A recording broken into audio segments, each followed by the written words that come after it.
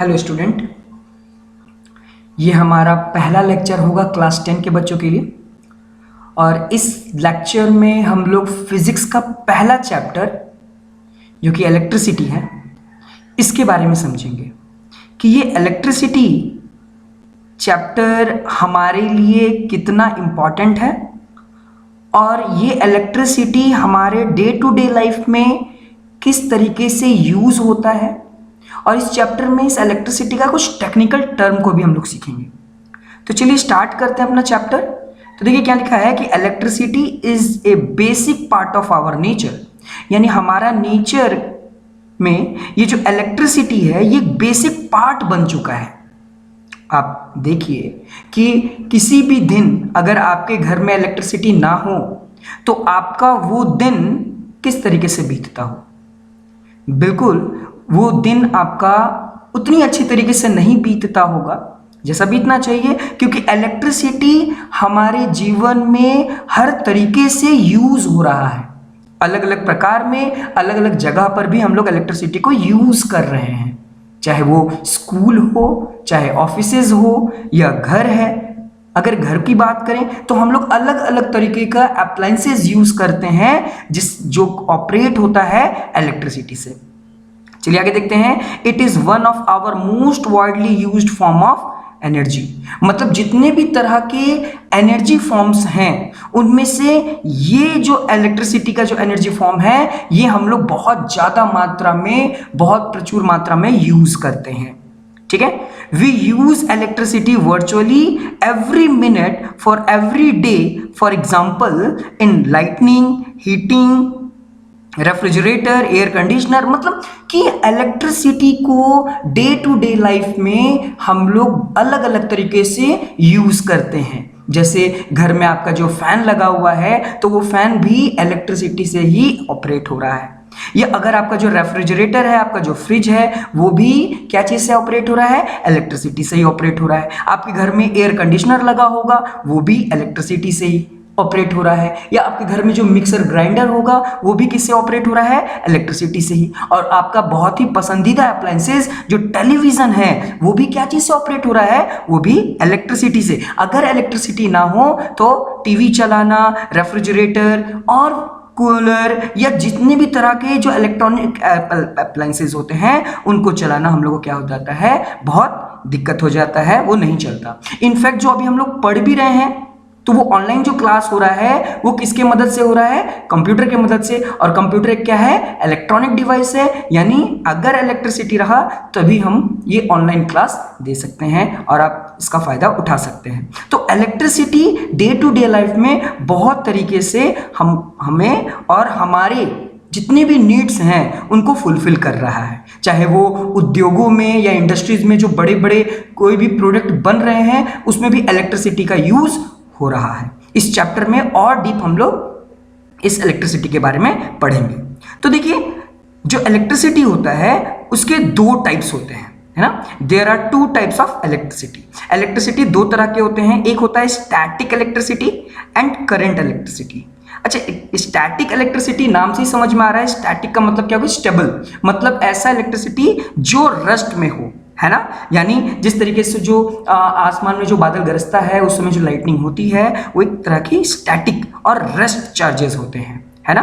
तो क्या है स्टैटिक इलेक्ट्रिसिटी में कि static electricity deals with the electric charge at rest, मतलब इनका जो चार्ज होता है वो रेस्ट होता है। लेकिन इस पूरे चैप्टर में हम लोगों को करंट इलेक्ट्रिसिटी के बारे में पढ़ना है। तो ये करंट इलेक्ट्रिसिटी क्या होता है? सिंपल सी बात है, करंट यानी ऐसा इलेक्ट्रिसिटी, यानी ऐसा चार्ज जो मूव कर रहा है यानी मोशन में है। तो देखिए क्या है कि current electricity deals with the electric charge in motion, मतलब कोई भी ऐसा चार्ज जो मोशन में रहता है, जो मूव कर रहा होता है, ऐसे चार्जेस जो मोशन में है वैसे चार्जेस के इलेक्ट्रिसिटी को हम लोग करंट इलेक्ट्रिसिटी पढ़ते हैं। देखिए यहां पर एक टेक्निकल भाषा यूज हो रहा है, चार्जेस। अब ये चार्जेस जनरली क्या होते हैं? चार्जेस जनरली दो ही तरह के होते हैं, पॉजिटिव चार्ज और नेगेटिव चार्ज, है ना। तो चलिए थोड़ा चार्जेस के बारे में पढ़ लेते हैं। तो चार्जेस के बारे में देखिए तो पहला पॉइंट क्या है?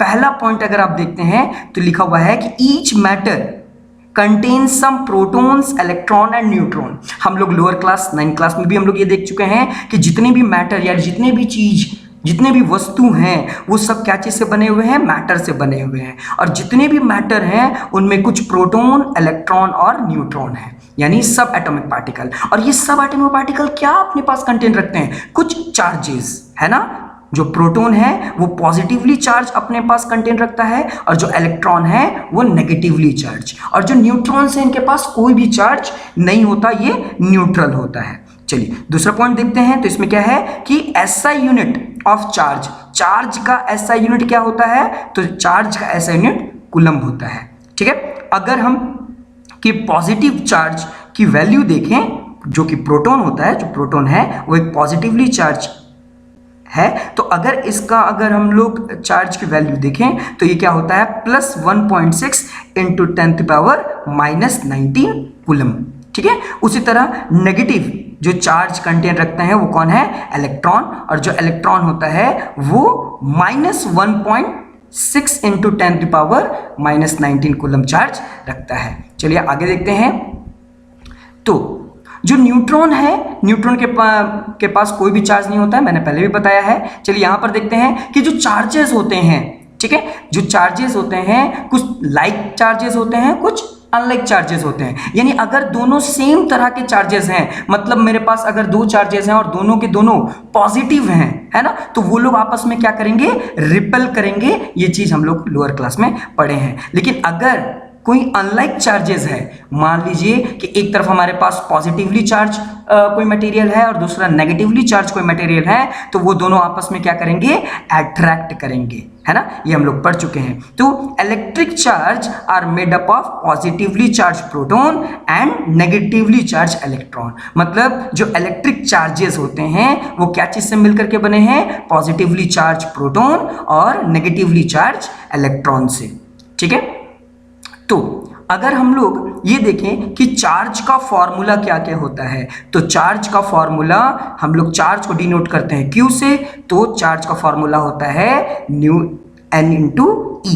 यहाँ पर N का मतलब क्या हुआ, ये N का मतलब होता है नंबर ऑफ चार्जेस, यानी नंबर ऑफ इलेक्ट्रॉन। ठीक है, और ये E का मतलब क्या हुआ, E का मतलब हुआ चार्ज ऑन वन इलेक्ट्रॉन, मतलब एक इलेक्ट्रॉन में जितने चार्ज हैं multiply by number of electron. ठीक है, इन दोनों को मल्टीप्लाई करते हैं तो चार्ज की वैल्यू आ जाती है। चलिए आगे बढ़ते हैं। तो आगे देखिए हम लोग का जो टॉपिक है वो क्या है, कंडक्टर और इंसुलेटर। तो देखिए लोअर क्लास में हम लोगों ने पढ़ा है कि कंडक्टर क्या होता है, इंसुलेटर क्या होता है। जनरल भाषा में हम लोग ये पढ़े हैं कि ऐसे मटेरियल जिसमें करंट पास हो उसे हम कंडक्टर कहते हैं, और ऐसे मटेरियल जिसमें करंट पास ना हो उन्हें हम इंसुलेटर कहते हैं। ठीक है, यहाँ पर देखिए लिखा हुआ है कि conductor are those material in which electron are free to move anywhere inside the matter. यानी जो लोअर क्लास में हम लोग पढ़े थे कि इलेक्ट्रॉन यानी जिसमें इलेक्ट्रिसिटी पास करे वो मटेरियल कंडक्टर होता है। लेकिन हम लोग अब थोड़ा डीप अगर समझें तो आखिर क्यों उस मटेरियल पर इलेक्ट्रॉन यानी वो करंट फ्लो कर रहा है, तो आपको ये पता चलेगा कि कोई भी ऐसा मटेरियल जो कंडक्टर है, इसका मतलब इलेक्ट्रिसिटी पास कर रहा है, तो वो इसलिए पास कर पा रहा है क्योंकि उसके अंदर फ्री इलेक्ट्रॉन्स हैं। ठीक है, जिसके अंदर फ्री इलेक्ट्रॉन्स हैं वो इलेक्ट्रॉन्स क्या होते हैं, मूव करते हैं जब एक जगह से दूसरी जगह, तो उसी के साथ साथ बोल सकते हैं कि करंट भी मूव कर रहा होता है। उसी तरह जो इंसुलेटर होते हैं, इंसुलेटर में जो इलेक्ट्रॉन्स होते हैं वो फ्रीली मूविंग नहीं होते, मूव नहीं करते।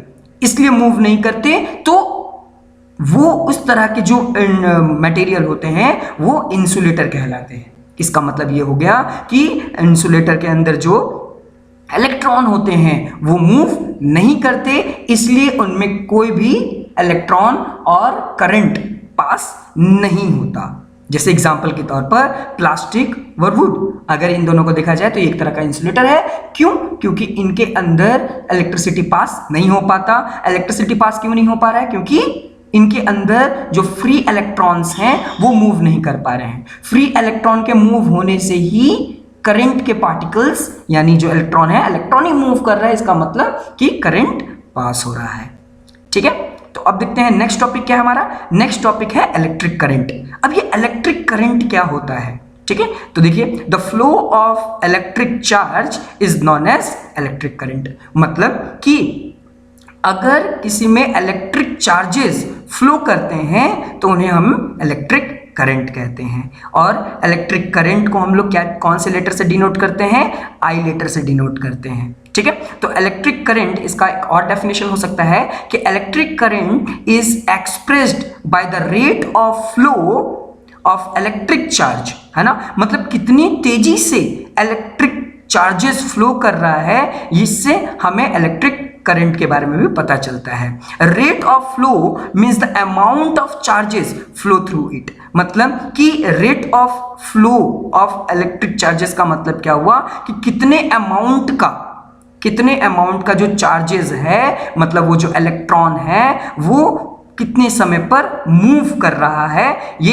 इलेक्ट्रिक करंट बताता है, ठीक है। तो देखिए इलेक्ट्रिक जो चार्ज होता है उसको हम लोग Q से डिनोट करते हैं। तो देखिए इसका फॉर्मूला क्या बनेगा कि electric current equal to net charge by time, है ना। यहाँ पर नेट चार्ज बाय टाइम का मतलब क्या हुआ कि करंट कैसे पता चलता है कि किसी पर्टिकुलर समय पर कितने चार्ज फ्लो किए, वो उसके करंट को डिनोट करता है। तो करंट हम लोग को डिनोट करते हैं I से, और नेट चार्ज को डिनोट करते हैं Q से, और टाइम को डिनोट करते हैं T से। तो इसका फॉर्मूला क्या हो जाएगा, I equal to Q by T, है ना। तो करंट हमें कैसे पता चला, करंट हमें पता चला कि किसी सर्टेन समय पर, किसी पर्टिकुलर समय पर कितने चार्जेस मूव किए, इनका ही डिवीजन क्या कहलाता है, करंट कहलाता है। और करंट का जो इलेक्ट्रिक करंट होता है उसका एसआई यूनिट क्या होता है, एम्पेयर होता है, जिसको हम लोग ए से डिनोट करते हैं, ठीक है। तो देखिए अभी हम लोग इससे समझा कि जो इलेक्ट्रिक करंट होता है उसकी एसआई यूनिट क्या होती है, एम्पेयर। तो 1 एम्पेयर इक्वल टू, अगर हम लोग देखें चार्जेस, तो चार्जेस का जो यूनिट होता है वो क्या होता है, कूलम्ब होता है, और टाइम का क्या होता है, सेकंड। तो 1 एम्पेयर जो होता है वो बराबर होता है 1 कूलम्ब बाय 1 सेकेंड, ठीक है। तो इस तरीके से हम लोग समझ सकते हैं। थोड़ा सा और आगे देख लेते हैं कि ये 1 एम्पेयर जो होता है वो कुछ पैरामीटर के इक्वल्स होता है, ठीक है। तो ये देखिए जो 1 मिली एम्पेयर होता है वो 10⁻³ एम्पेयर के बराबर होता है, और 1 जो माइक्रो एम्पेयर होता है वो किसके बराबर होता है, वो 10⁻⁻6 एम्पेयर के बराबर होता है। तो देखिए यहाँ पर कुछ इंपॉर्टेंट पार्ट भी लिखे गए हैं, पॉइंट लिखे गए हैं, जिसको हम बताते हैं कि if positive charge flow direction of the current is same as direction of flow charge. इसका मतलब क्या है कि इलेक्ट्रिक करंट जिस डायरेक्शन में मूव कर रहा है उसी डायरेक्शन में चार्जेस का मूव होता है, वो पॉजिटिवली, जो पॉजिटिवली चार्ज पार्टिकल्स होते हैं वो जिस डायरेक्शन में मूव कर रहे हैं उसी डायरेक्शन में इलेक्ट्रिक करंट भी पास हो रहा होता है। लेकिन जो नेगेटिवली चार्ज होता है, यानी जो माइनस साइन वाला जो नेगेटिवली चार्ज पार्टिकल्स होता है, जो कि हमारा क्या है, इलेक्ट्रॉन है, वो हमेशा जो करंट होता है उसके अपोजिट डायरेक्शन में मूव करता है। मतलब कि जो इलेक्ट्रॉन होता है वो करंट के अपोजिट मूव करता है ना। जैसे यहाँ पर इस फिगर में आप देख रहे होंगे, तो इस फिगर में क्या पता चल रहा है कि जो इलेक्ट्रिक करंट है वो इस डायरेक्शन में, फॉरवर्ड डायरेक्शन में मूव कर रहा है, और जो इलेक्ट्रॉन है वो किस डायरेक्शन में मूव कर रहा है, बैकवर्ड डायरेक्शन में मूव कर रहा है। तो हमेशा याद रखिएगा जो पॉजिटिवली चार्ज पार्टिकल्स होते हैं, यानी जो पॉजिटिवली चार्ज पार्टिकल होते हैं वो सेम डायरेक्शन, जो इलेक्ट्रिक करंट जिस डायरेक्शन में है उसी डायरेक्शन में पॉजिटिवली चार्ज पार्टिकल्स मूव करते हैं। लेकिन जो नेगेटिवली चार्ज पार्टिकल्स होते हैं वो हमेशा इलेक्ट्रिक करंट के अपोजिट डायरेक्शन में मूव करते हैं, ठीक है। तो ये आज के टॉपिक आज के लिए इतना ही।